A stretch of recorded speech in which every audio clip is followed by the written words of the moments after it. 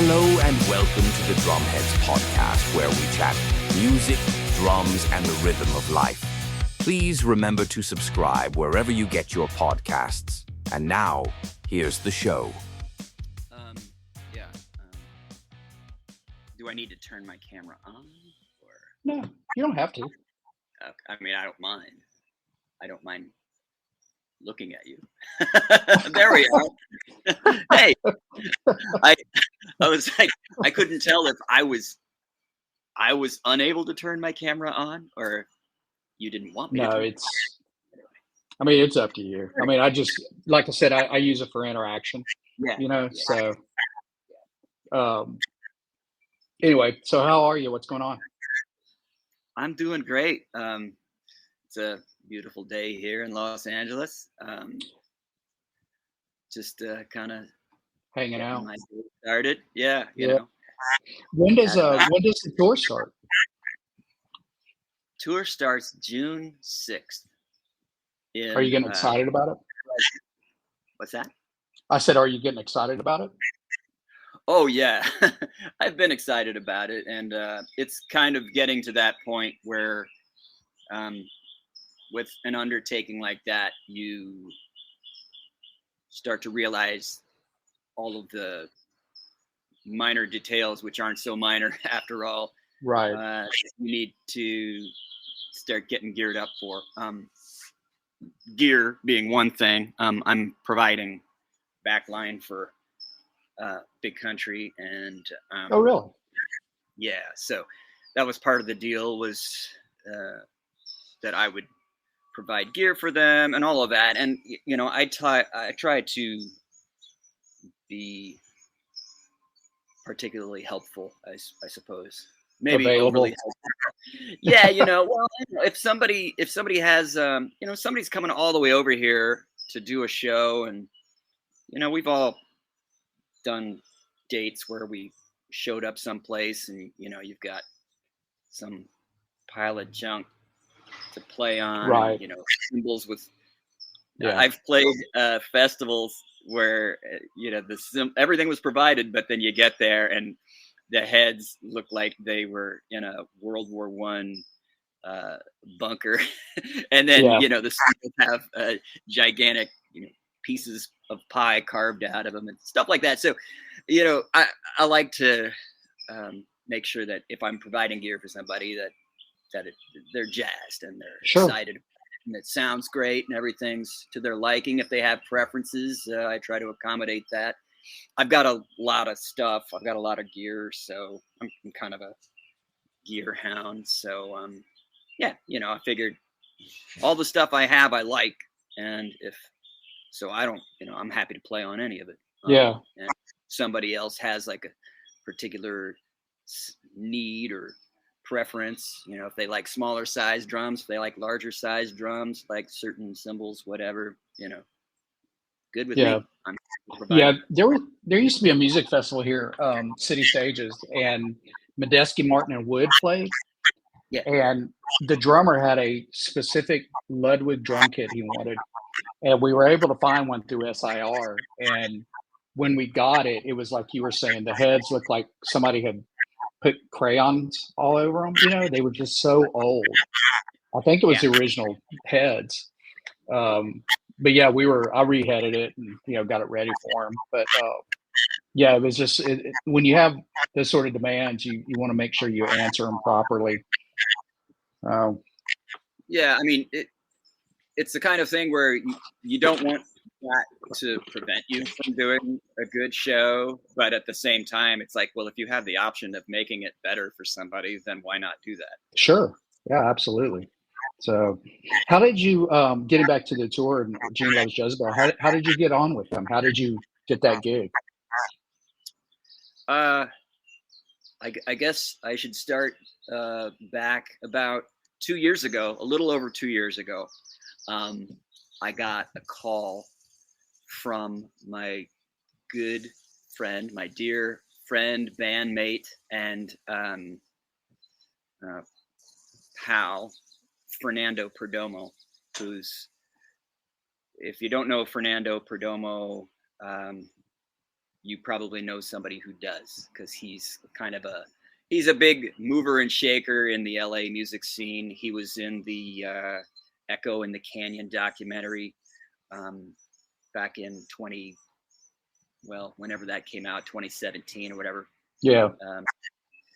But anyway, he's just a bon vivant, a real mover and shaker, like I said, in the scene here in Los Angeles. And he's about 1 degree separated from anybody and everybody.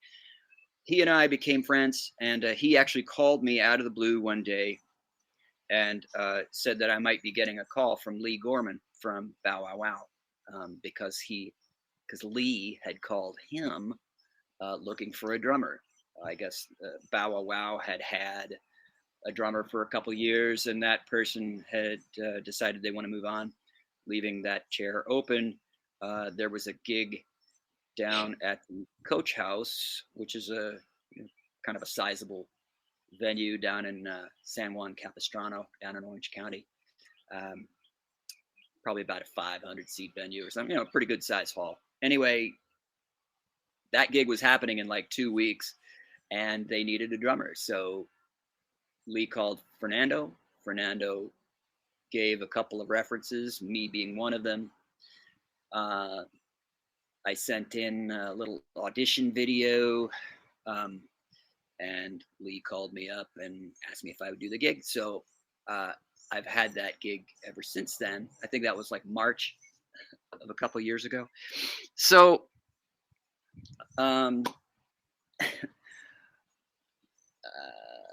I've been playing with them for the last couple of years. We are booked by the same agent who books Gene Loves Jezebel. We played with Gene Loves Jezebel almost like every show I've done. I mean, that's kind of like just been the standard bill. Also, the Motels, Missing Persons, a bunch of other acts, from the 80s time period. I think it's kind of the agent's stock in trade is to sort of book a lot of these 80s bands, 90s bands. So anyway, just hanging out with them and getting to know them and being on bills with them all the time. You develop relationships, friendships, and what have you. And Tony Snow, one of their regular drummers, a great guy, great drummer, and Chad Stewart, who also plays with Faster Pussycat, also another one of their drummers that they've used over the last several years. Neither one of them was available to do this tour, and so I was asked if I would do it, and of course I said yes, and I'm already a fan of theirs, and obviously it helps the tour because you're reducing the footprint, having to bring in another person, another personality. Yeah.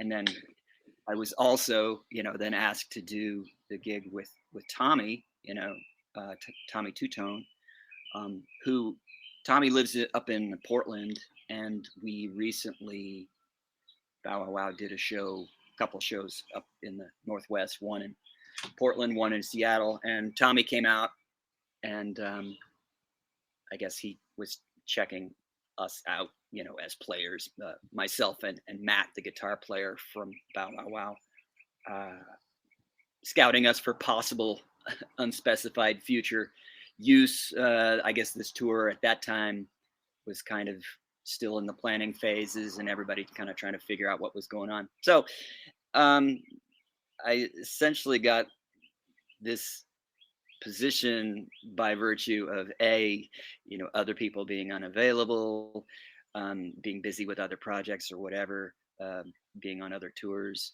and B, just sort of being around and being pleasant and being willing and happy and able and all of those good things. I think it's one of those things where you just never know what's going to happen, but your next gig's probably going to come from something that you are already doing. And so that's something you might want to keep in mind, if you're looking to expand your horizons or get more gigs or whatever. It's something that that's just kind of my default way of being, is to be professional and get on with people and, just try to make things just try to make things better and Sure. generally enjoyable to be around, Yeah. So you're playing, which a lot of people don't. I guess they'll find out when the tour starts up. But you're actually the drummer for 3 of the bands on the bill, correct? Yeah, I'm going to be playing with obviously my regular gig is the Bow Wow Wow slot. We will be opening the night. And then Gene Loves Jezebel will be playing second. And then Tommy Two Tone will be playing third. And Big Country is the headliner for the evening. And I have not played with Tommy and I haven't played with Gene before. But Tommy flew in a couple weeks ago and we did a day's worth of rehearsals and things went well. And he was really excited about it, which I took great pride in. I was very happy that he was excited about us being in his backing band. So, I felt like, okay, this is great. It's not just a gig, I've actually kind of been a fan of his since I was a little kid, since he was on the charts and on the radio since I was like 12 or 13. Yeah. So I'm probably the only drummer that actually has some depth and some familiarity with his material beyond just the big hit, 8675309. Because I'm like, oh yeah, Angels Say No and Laverne and Date and Which Man Are You and Steal Away, all these songs. It's like I already know these songs, because so it's kind of funny. 13-year-old me is very, very happy right now. I'm sure. Yeah, I think that'd be a fun gig. I mean, even just playing with one of the bands would be fun, especially someone like Bow Wow Wow or Bow Wow. Yeah, Bow Wow Wow. That it's very drum driven. It's a real singular gig. Yeah, it was a challenge to learn the 12 or so songs that I had to learn. I basically had one. I did it like this. I was like, well, I've got one song a day that I have to focus on. That was, when I did my first gig with him, I had about 11 or 12 days to learn the material. And so, I like to chart songs. I like to, and my charting system is not a formalized system necessarily. It's kind of a bastardization of Nashville numbering system and actual notation and just sort of generalized 8 bars of this or 4-bar intro, guitar starts, band comes in on bar 3. It's just, as long as I can understand it, that's all that matters. Although I will say, as I've developed my charting system, once I do it, I do ask other people if they are interested in seeing it, because like in the instance of this gig with Tommy coming up, so the lead guitarist is Benito DiBartoli, who used to play with Eddie Money, but he hasn't played with Tom. So this is like, and Matt is playing bass. Matt from Bow Wow Wow, Matt Fuller, previously from Puddle of Mud and a bunch of other bands. He's going to be playing bass after doing what a guitar. Change. Yeah, going from Puddle of Mud to Bow Wow Wow.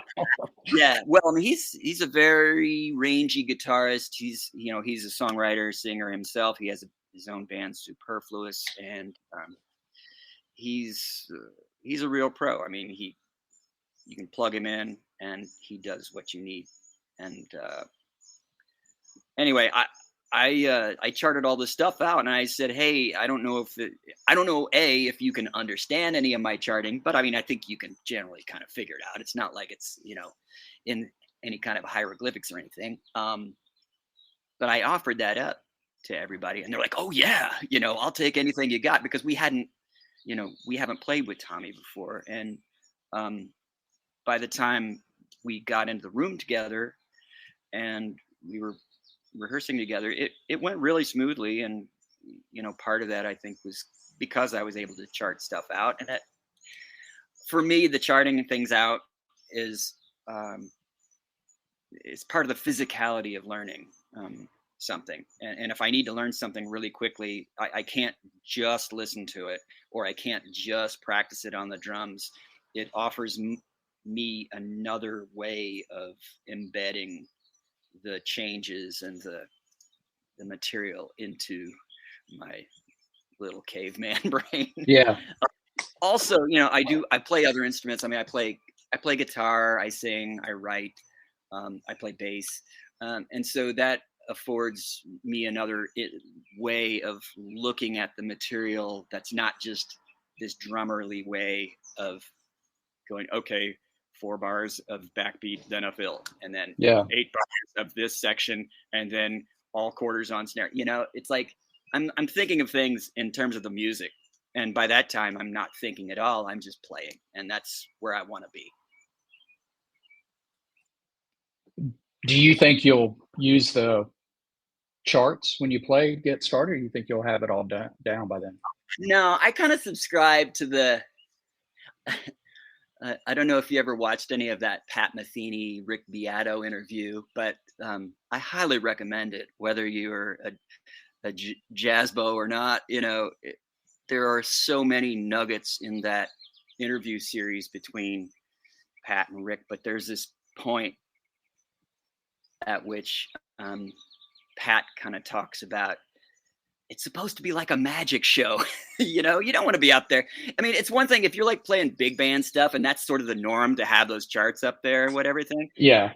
But in rock and roll music and kind of in what I call social music, or song based, folk based. I don't mean folk music like Pete Seeger or something like that, but I mean just music that is intended to be listened to in a social setting and people dancing, whatever.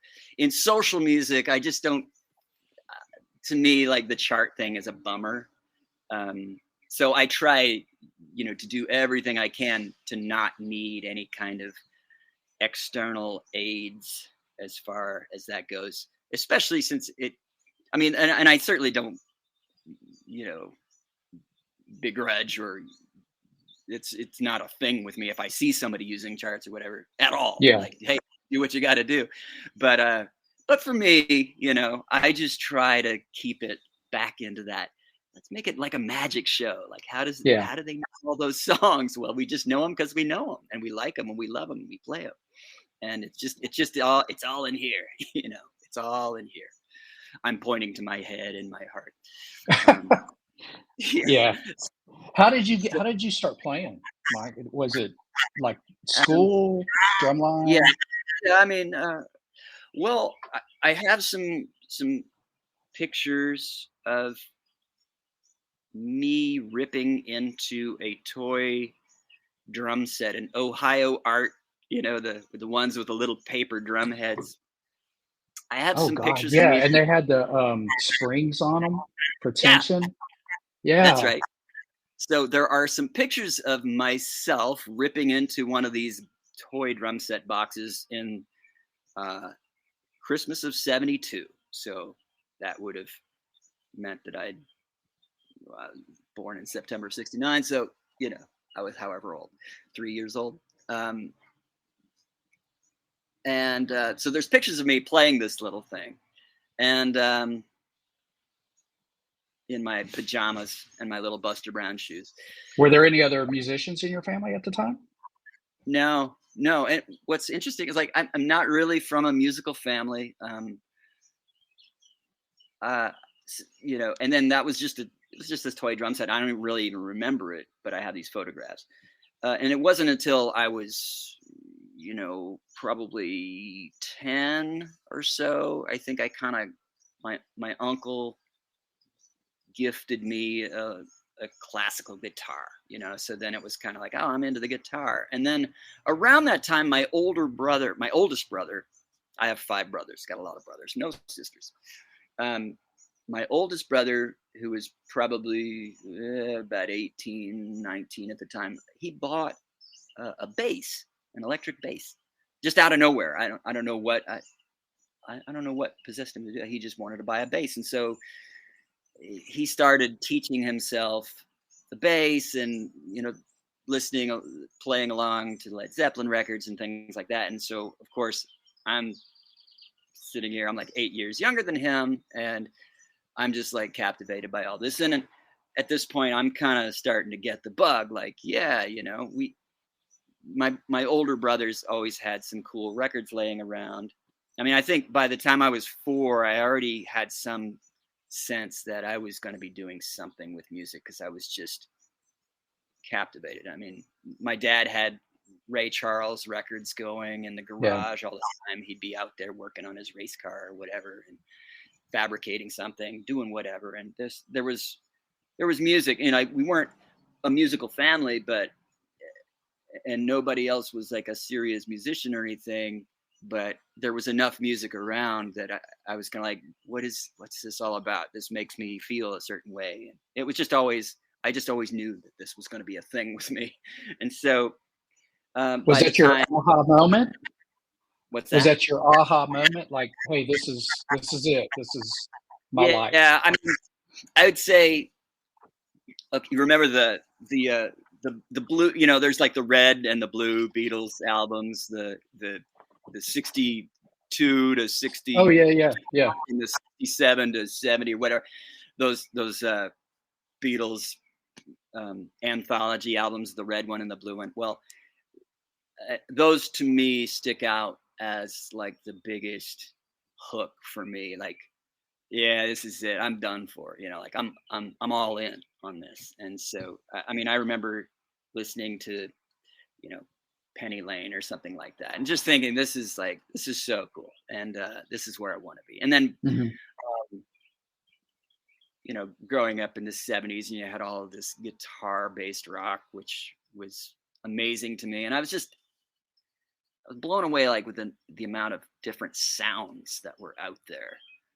I remember Sister Golden Hair Surprise by America was another song that just really made me feel something beyond what I felt like I should be feeling as a 4, 5, or 6 year old. It's like, it's weird, because like it just made me think in terms of someone who was older. I don't know if that makes any sense.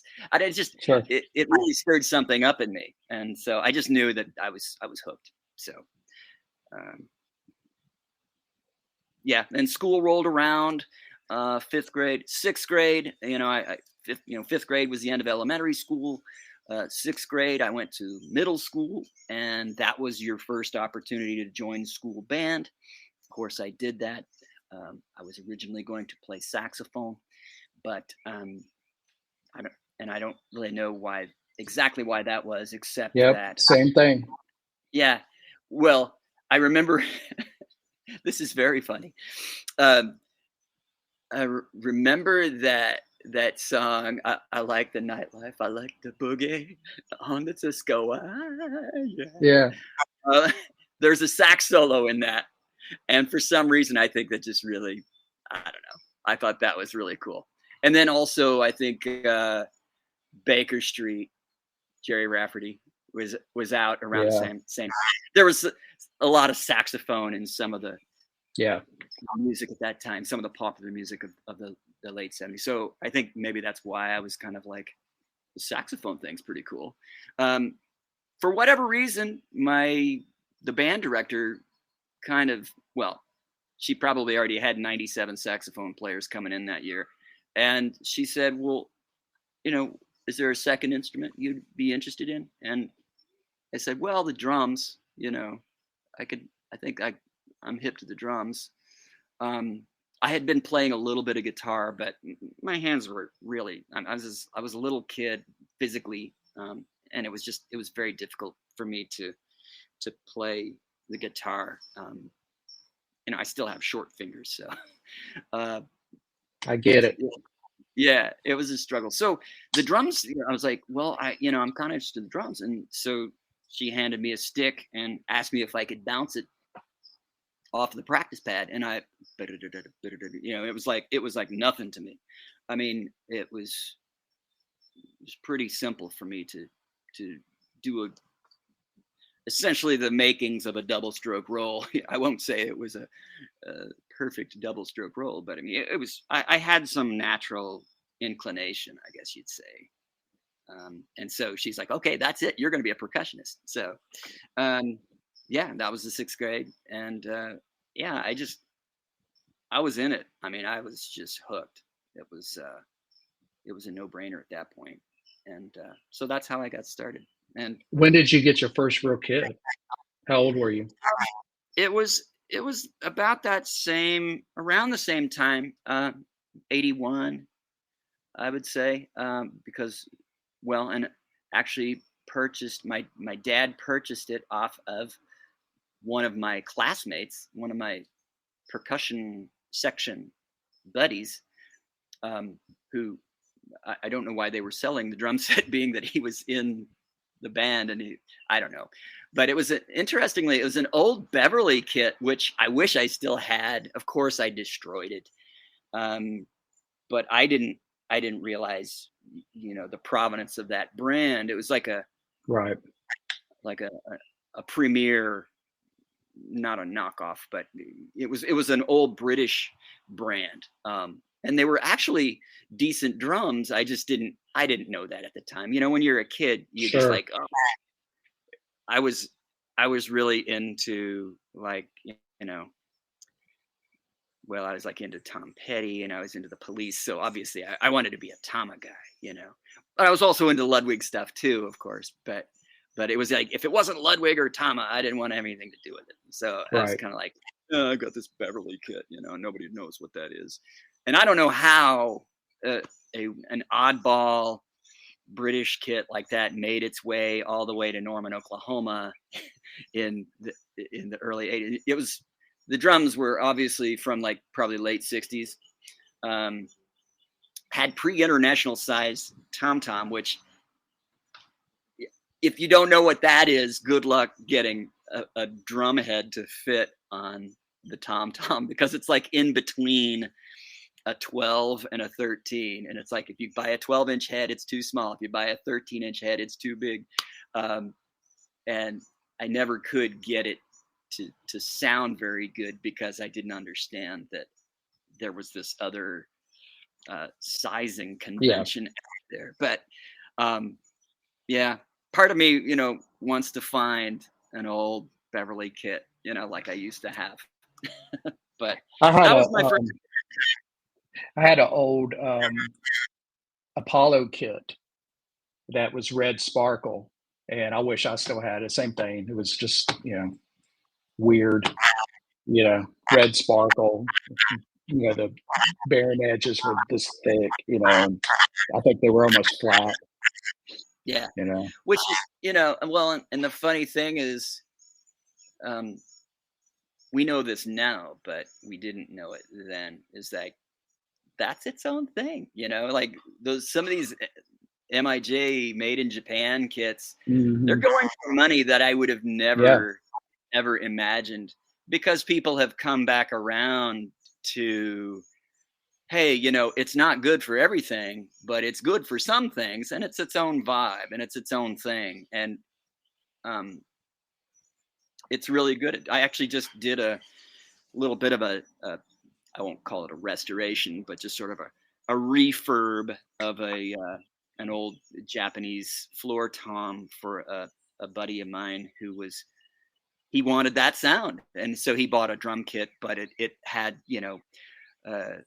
some just roached out hardware. It needed some new tension rods. And of course the tension rods are like a weird size and thread pitch and all of that stuff. So I converted it over to standard inserts on the lug casing, standard tension rods, to make it usable for his studio. He wants to use it for studio applications. So, which totally makes sense. I mean, that kind of drum sound, if you want that sound, you've got to go to where, you can get that very easily. So I actually just did, and I couldn't believe how good it sounded, and I just remember thinking, man, back in the 80s and the 90s, we just thought this was the crappiest, shittiest sounding thing ever. But, I think as you get older and you move through life and you start to look at things as like that. They're just tools, and certain tools work in certain environments and they don't work in other environments, but that's just an excuse to own a lot of tools, right? Which most of us, there are some drummers that just don't give a flying flip about what they're rattling on, but most of us kind of like to collect a few things and have different sounds at our fingertips. What say you would start playing, let's put you in high school. Who were you listening to, and do they still influence you? Yeah, good question. I was fortunate to kind of fall into a crew of musical weirdos that had really elevated tastes. And I think part of it was just because we were shitheads, to be really blunt about it. I think we were just kind of shitheads, and we wanted to have a superiority complex over party rock listening brethren and sisterin and other people. Like, it started out as just kind of a way of separating ourselves by, we listen to this really, complicated music. Because specifically things like, Pat Metheny Group or Weather Report or stuff like that, that you wouldn't expect a 14 or 15-year-old kid to be into. We got into it pretty heavy. And then we were listening to, like, my dad is really into, like, the blues, like deep blues, gut bucket blues. I mean, like all kinds of blues, folk blues, talking blues, electric blues, all different forms of that idiom. And of course, I thought it was really corny and outdated at the time, but it kind of started to work its way in there. And I, after, when you're young, a lot of what you do is just out of either trying to fit in or trying to separate yourself from, a crowd. And I think my musical friends and the people that I surrounded myself with, we always knew that we weren't part of the popular crowd. And so we just kind of did our own thing, and it was weird. It was cool. I mean, I'm very happy for it. And to ask me if it still influences me today, I'm like, oh yeah, definitely. It certainly does. And I'm happy for the exposure to it and the jump start it gave me on maybe having a slightly deeper understanding that I would have had I not been exposed to that. I got into so I was in school band and all that, and then I was proficient enough that I was able to get into a youth orchestra, an extracurricular. It was kind of like a lot of major cities they'll have a symphony or a philharmonic, and then they'll have like a youth orchestra that's sort of an adjunct to it. And at that time, Oklahoma City had a symphony, and then we had this Oklahoma Youth Orchestra that was put together by one of the music professors at the University of Oklahoma, which is, was in my hometown, is in my hometown. And so it was a real hotbed of activity for young musical minds that had proficiency, and you had to audition and you had to get in and all this stuff. And that, so all of my Saturday mornings, instead of watching cartoons, I was going to go do orchestra rehearsal, and we would get to do like these highbrow gigs, and we actually got to travel overseas and do some stuff. We would do fundraising events and things like that to fund some of these trips. But being around, those higher level higher proficiency kids, exposed me to some musical environments that I would not have engaged in had I, not been afforded that opportunity. And Sure. But I mean, I still listen to all of that stuff, and I have a weird tapestry of stuff that I like and I listen to, and that informs my musical choices when I'm allowed to make musical choices, or whenever it just, I don't know. I'm kind of happy about it, because like some of the things that I do, I ask myself, where did I get that? Where did that come from? And then I'll realize, oh, this is this lick off of this Alan Holdsworth record or something, and it's just like, that's kind of weird, but then for me, it's all to serve a song or a tune, or to get into the nitty gritty of the emotion of a song. It's never about the wanking and wanking for me. You pick and choose your moments where you can kind of do a little flourish here or there. Yeah. But, ultimately it's got to make sense, and it's got to be musical. Do you ever catch yourself playing, say, I'll just throw this out with Bow Wow Wow, and think, oh yeah, that's the same feel from Weather Report's second album or something like that? Do you ever find those similarities?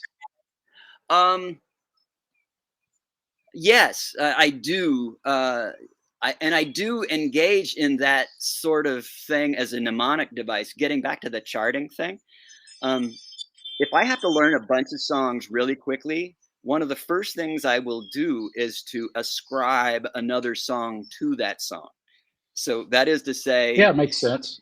If this song has a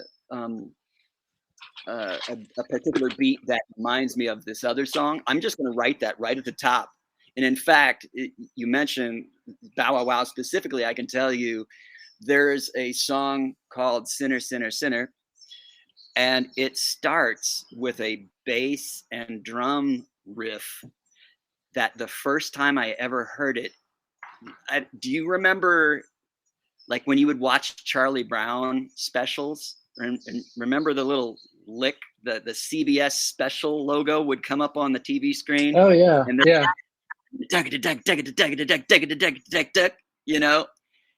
That lick, that opening lick from Sinner Sinner reminds me so much of that I actually, when I was learning the song, I called that the CBS special song, because that was the easiest, most shorthand way for me to remember, oh, okay, this is that song.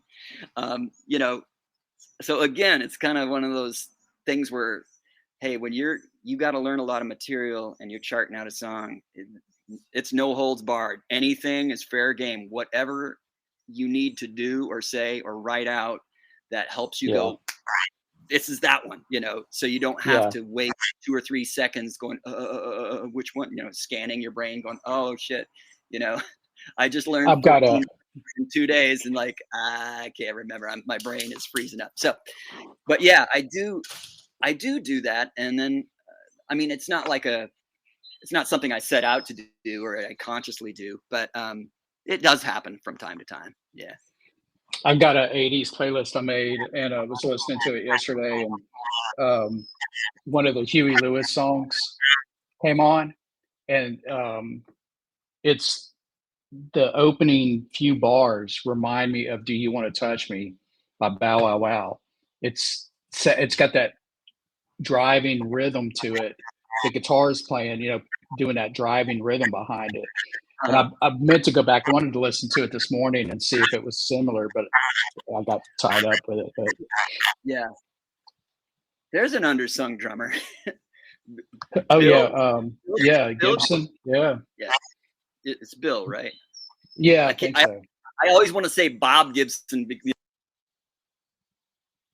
dominant pitcher from the St. Louis Cardinals back in the 60s. But Bill Gibson, yeah. No, Yeah, very yeah, solid. he was well. They were all studio guys. They were like Yeah, they were Steely Dan. they would were try to, hot, really hot musicians. And there was a point at which they were kind of probably maligned, as a musical entity, you know, just due to the musical fashions of the day. yeah. It was out of what, that kind of music was way out of favor. But I'm glad that, and myself included. I mean, I'm as guilty of being a snot as anybody. But no, I'm glad that those cats were really hot players. I mean, you listen Yeah. to any of their parts, and they're just pretty ferocious. I mean, the guitar work and like all of it Yeah. was so, they were just so good.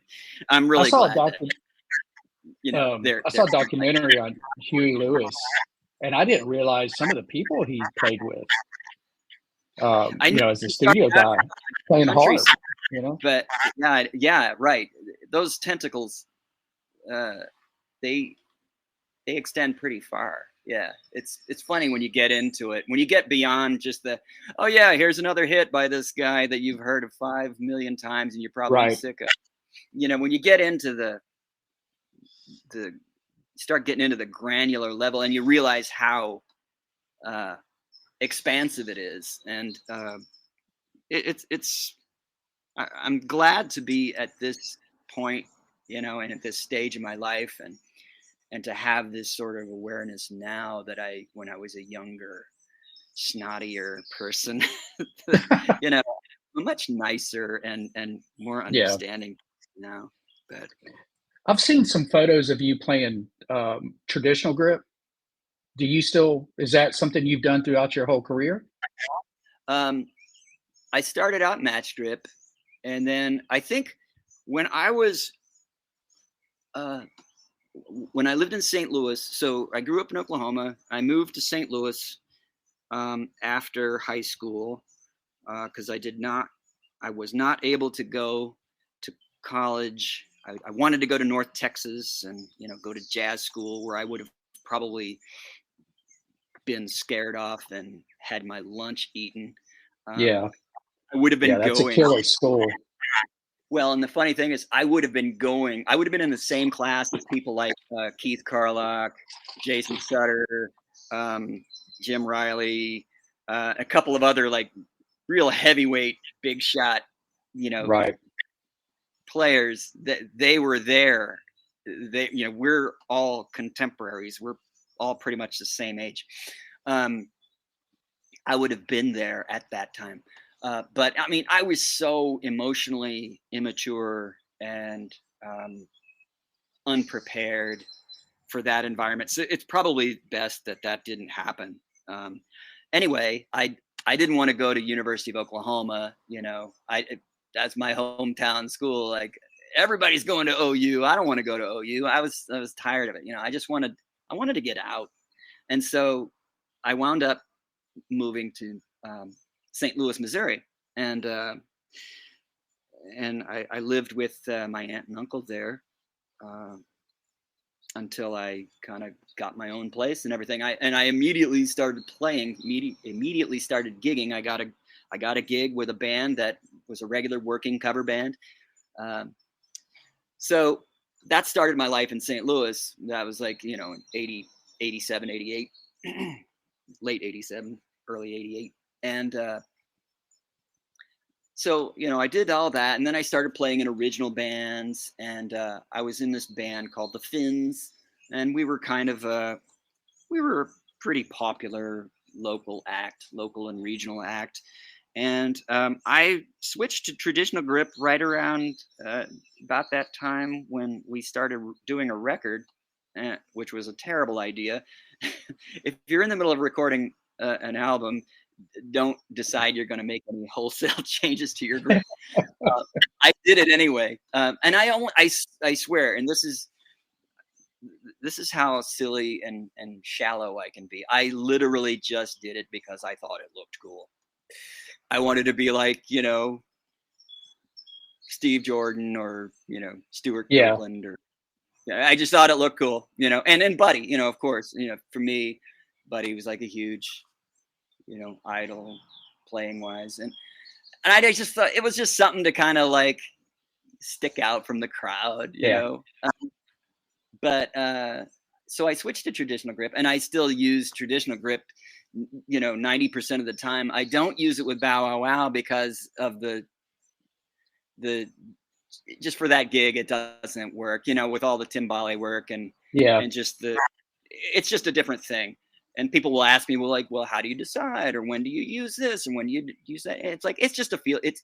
It's like putting on a set of clothes. It's like, how do you feel in this?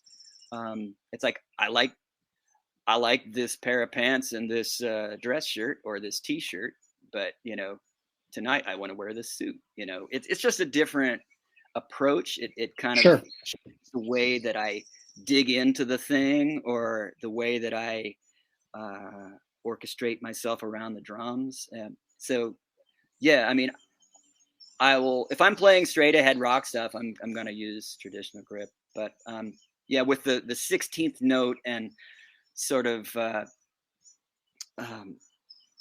Burundi beat stuff, it just makes more sense to just do it all matched. Well, what's your tour kit going to look like this year? What do you have set up in your kit? Well, I've got, again, this kind of goes back. I'm not exactly sure which one I'm going to use, but I think what I'm probably going to do is, because I talked to Reese Dobbin, who is playing drums for Big Country. I sort of been in touch with him a few times through Facebook, and just said, hey, I don't know if you have any inclinations, if you like bigger drums, smaller drums, whatever. I wanted to give him some options. So I have a Premier, an old Premier XPK kit, midline stuff. I really like finding sleeper gear, and by that I mean to say gear that isn't like top of the line, but still sounds good quality, punches above its weight. You can find it cheap. That's like kind of one of my things that I like to do, is find stuff that sounds really good, but that flies under the radar because it's not the toppity top shelf, Sure. So, to me, I get a jolly out of that. I'll just put it that way. So either going to use this Premier XPK set. Reese said that he's kind of been leaning toward smaller sizes, like 10, 12, 14, and a 20-inch kick, or something like that. I'm kind of more of a 1 up, 2 down guy, or 4-piece guy. So, but I also have this Ludwig, Taiwanese Ludwig, the Ludwig Element Special Edition. Remember when they came out with those, the Mod Orange and the Citrus Mod reissue kits? I got one of those from a buddy of mine. This was probably, I think they came around, early aughts, maybe the 2000, 2002, 2003, something like that.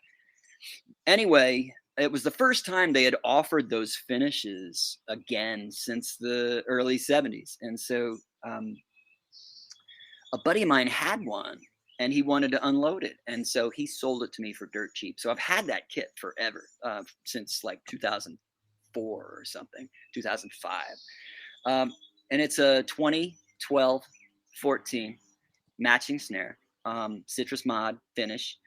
And it's a great sounding kit. It's a great shell. And then to make it a 1 up, 2 down, I'm actually in the process of, I got one of those, this is also corny, but I bought, this is fun for me. I bought, they've got the Ludwig breakbeats kits, right? Yeah. Well, I always thought, man, it would be so cool to get another tom, the floor tom, to put with that small kit, so I could have a 1 up, 2 down kit, but it's like smaller sized. Yeah. So those Ludwig breakbeats kits have a 13 by 13 floor tom. So I actually found one on eBay singly by itself, and like not the whole set. It was just an orphan So I've got the 14 by 14 floor tom that's with the kit. And then I thought, man, it would be cool to take that and like recover it, and so I've got some citrus mod covering on the way, and I'm going to be putting that together. Oh, And cool. so so it's hopefully the plan is to have this 20-inch bass drum, 12, and then 2 floor toms, 13 by 13 and 14 by 14. So That's I don't know. cool. That's my kind of silly idea. I even got I even found a badge for it, so hopefully it'll Really? match. Because I Wow. mean, I'm shallow enough to be like, oh, I don't want to go out there with like non-matching equipment. I mean, you're putting on a show. Yeah, I'm the same way. I don't want it to be tatty looking. I mean, if it were, it wouldn't be any big deal. But I'm just I'm like you. I like to find these cheapo kits and put a little elbow grease into them, recover them, and make them sound good. I'm the same exact way. Well, I think drummers like to sit around and just bullshit about all of these elements of drumming that really aren't that important, or what's the best, or who's the best, or what's the, Yeah. There's all this like emphasis on superlative, and it's like, dude, just go out and play, or, who cares about what's the best? I mean, but what works and what's cool, what makes you happy, and what has a vibe to it, that's kind of where it's at for me. And it's like, if I get a vibe off of something and it really inspires me to do good work, then that's the best to me. And that may not be the best for me tomorrow. It may be something else. But going back to the drum set rig itself, I should say, obviously with the Bow Wow Wow gig, the timbales are a huge signature part of that band. So I will be having, I have the LP timbales, and I also have mini timbales, which like the 8 and the 10, and those work out pretty good when I have to do a fly in, and drum set's already provided. I'm not going to pack up the larger timbales and have to check a bag and all of this other stuff. Mini timbales work well enough. Lee generally didn't care for those because he said they sound too rototommy, and it's like they don't have enough cut. But he didn't mind it when I brought mine. I guess either because of the head choice or the way that I played them or the way that I tuned them or something. It wasn't too, it was timbale-like enough. But I think since I have the luxury of having the space to pack up all the drums, I'm just going to bring the regular size ones because they do sound better as far as carrying music. But then just go for it. Yeah. And then whatever Peisty cymbals I decide. I'm kind of mainly a Peisty guy. I mean, I've got all kinds, but mostly been a Peisty guy most of my life. Me too. Yeah. I just, they've got that vibe. They got that thing that I like, that glassy thing. Well, this is coming up on time, Mike. I wanted to thank you for coming on. Share your socials and where we can find you online. Sure. On Instagram, it's A Michael Collins Drums, and I had a website, and it's going to be back up here soon. AMichaelCollinsDrums.com. It's not up right now. I'm in the process of switching servers and all of that crap all up. But there's really, websites these days. It's kind of like, I'm here. Go see my socials if you want to see what I'm up to. But I'd say, Instagram and TikTok, same thing. A Michael Collins Drums. Okay. That's where you can find me. And I'm really glad to be on here. And thanks for asking me to do this. Thanks for coming on. Appreciate it. It's a good time. Let me